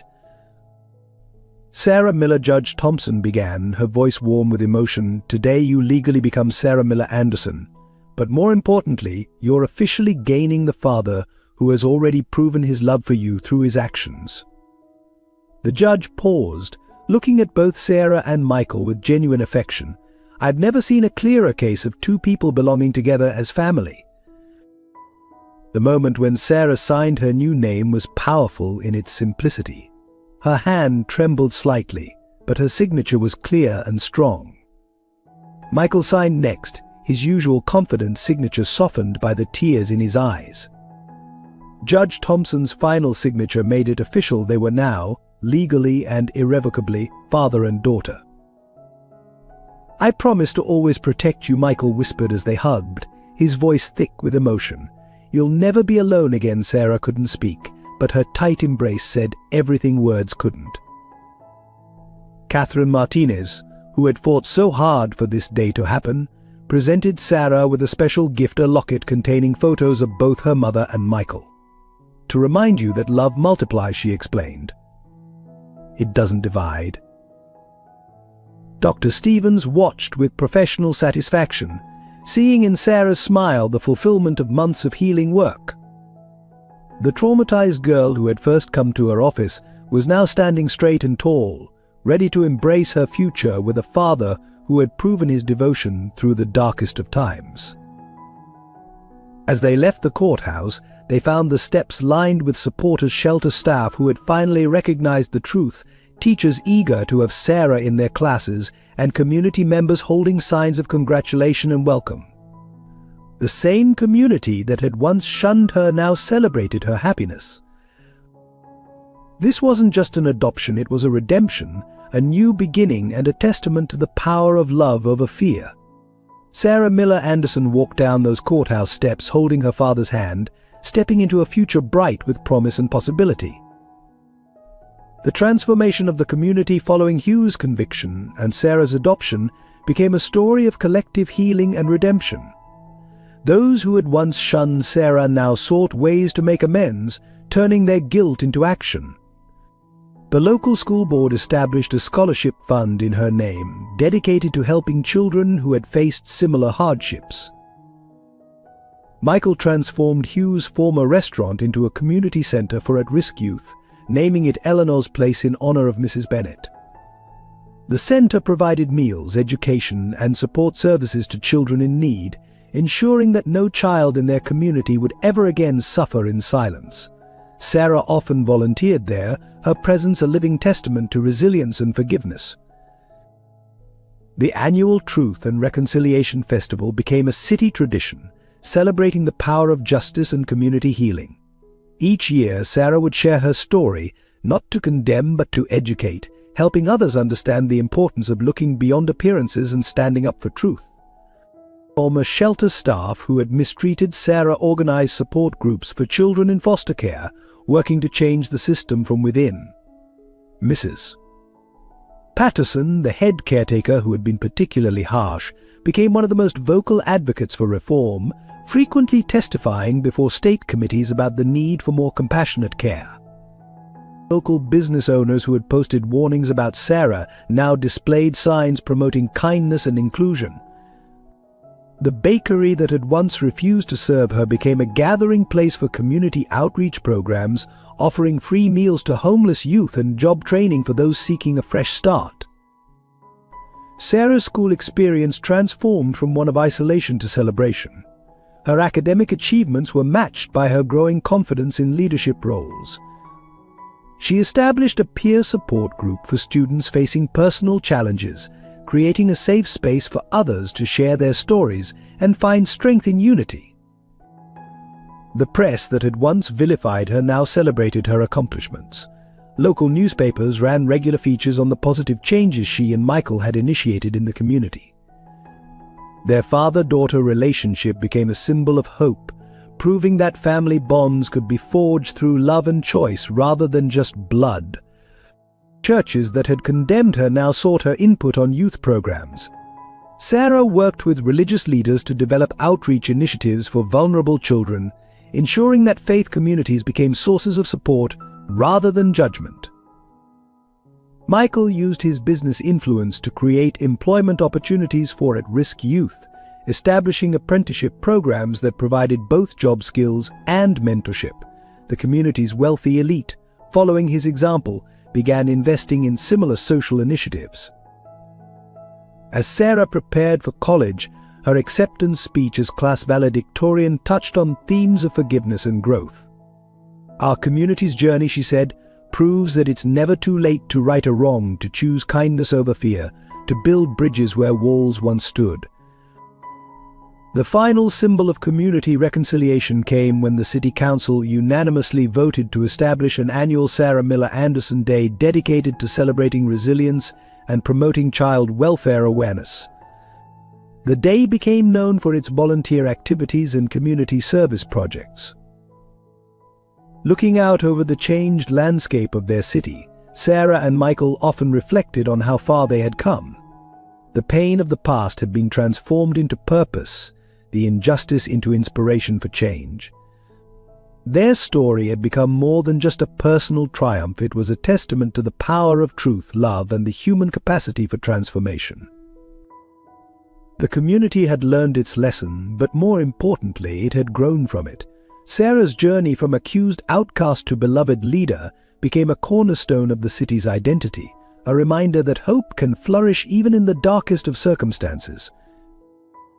Dear viewers, thank you for joining us on this emotional journey through Sarah's story of resilience and redemption. We'd love to hear your thoughts and feelings about her extraordinary path to justice and healing. What moments touched you the most? What lessons resonated with you? Please share your perspectives in the comments below. If you found value in this narrative, consider subscribing to our channel for more compelling stories that explore the depths of human spirit.